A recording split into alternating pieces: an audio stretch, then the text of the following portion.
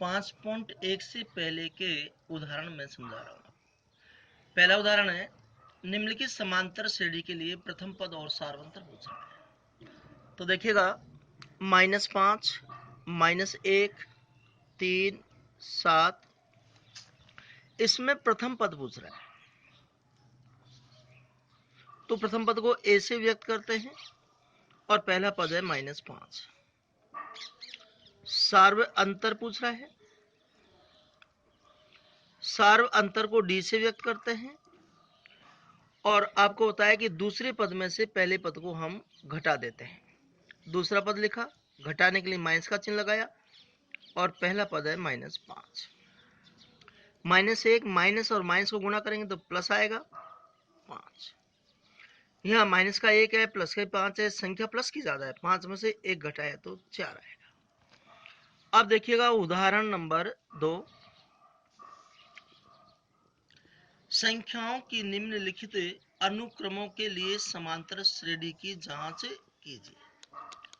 यह पहला दूसरे का पहला सवाल है, 4, 10, 16, 22।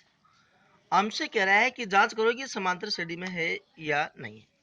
तो हम सब पदों के बीच में अंतर निकालेंगे। दूसरे पद में से पहले पद को घटा देंगे, 6 आया।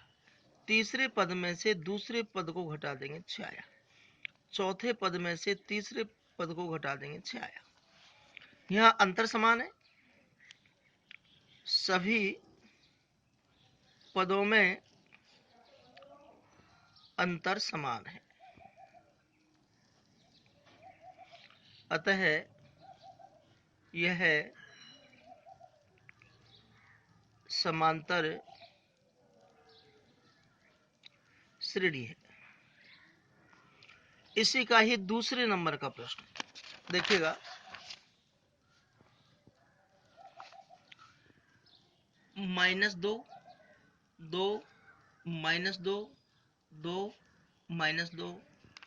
अब देखो, हम दूसरे पद में से पहले पद को घटाएंगे। दूसरा पद लिखा, घटाने के लिए माइनस का चिन्ह, पहला पद है -2। यहाँ 2 लिखा, माइनस और माइनस गुणा किया तो प्लस आया, 2 और 2 और 2 4। ऐसे तीसरा पद लिखा, घटाने माइनस का चिन्ह और उसमें से दूसरे पद को घटा देंगे।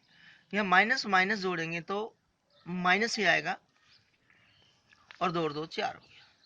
ऐसे तीसरे पद में से चौथे में से तीसरे को घटाएंगे तो यह माइनस माइनस प्लस हो गया, प्लस के 4।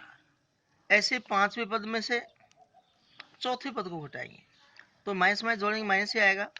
अब देखो, यहाँ अंतर समान नहीं है, सभी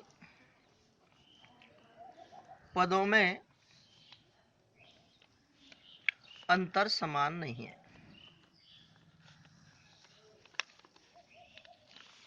अतः यह समांतर श्रेणी नहीं है। अब देखिएगा, हम उदाहरण नंबर 3 पढ़ेंगे। निम्न समांतर श्रेणियों के सारवंतर ज्ञात कीजिए तथा उनके अगले 4 पद भी लिखिए। देखिएगा, 0, -3, -6, माइनस। अब इसमें सारवंतर पूछ रहा है, समांतर श्रेणी के सारवंतर पूछ रहा है और उनके अगले 4 पद भी पूछ रहा है। तो देखिएगा, यहां हम तीसरे पद में से दूसरे पद में से पहले पद को घटा देंगे, -3 आया। ऐसे तीसरे पद में से दूसरे पद घटाने माइनस का चिन्ह और -3, -6, माइनस माइनस प्लस 3। माइनस के ज्यादा है, 6 में से 3 घटाया तो 3। ऐसे ही चौथे पद में से तीसरे पद को घटा देंगे, -9, माइनस माइनस गुणा किया तो प्लस और 6। माइनस के ज्यादा है, 3। यहाँ देखो, सभी पदों में अंतर समान है, तो यह है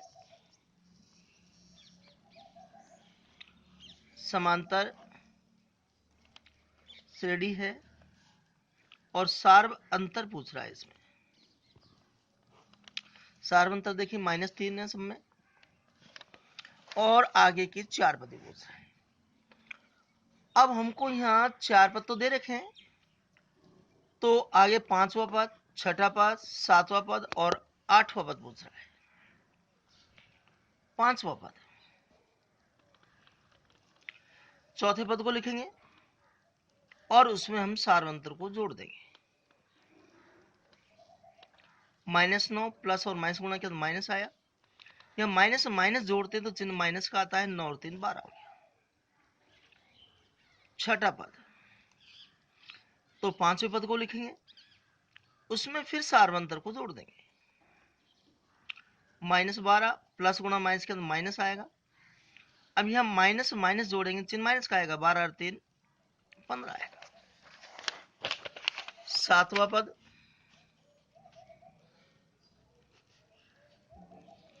हम छठे पद को लिखेंगे, फिर सार्वंतर को जोड़ देंगे।